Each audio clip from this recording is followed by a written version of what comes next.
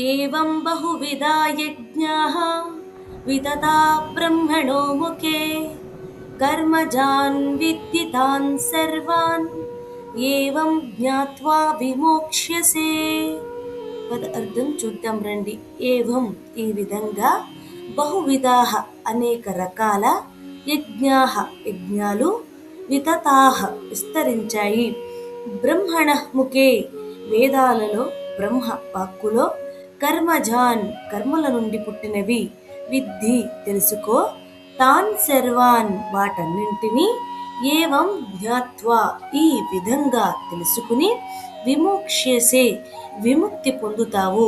ఇప్పుడు తాత్పర్యం చూద్దాం రండి. కృష్ణుడు చెప్తున్నాడు, అర్జున, ఇప్పటి వరకు నేను చెప్పిన యజ్ఞాలు వేరువేరు అనిపించినా అవన్నీ వేదాల్లో పరచబడ్డ మార్గాలు. ఈ యజ్ఞాలన్నీ కూడా కర్మల నుండే పుట్టాయి అర్జున. అంటే మనిషి చేసే పనులే యజ్ఞంగా మారుతున్నాయి. కానీ ఒక ముఖ్యమైన విషయం తెలుసుకో. ఈ యజ్ఞాల అసలు స్వరూపం అర్థం చేసుకున్నప్పుడు నువ్వు కేవలం కర్మలో ఉండవు, ఆ కర్మల నుండి విముక్తి పొందుతావు. అర్జున, జ్ఞానం లేకుండా చేసే పని బంధం అవుతుంది, జ్ఞానంతో చేసే పని విముక్తి అవుతుంది. అందుకే యజ్ఞం అంటే ఏమిటో తెలుసుకో. నీ ప్రతి పనిని అవగాహనతో చేయి.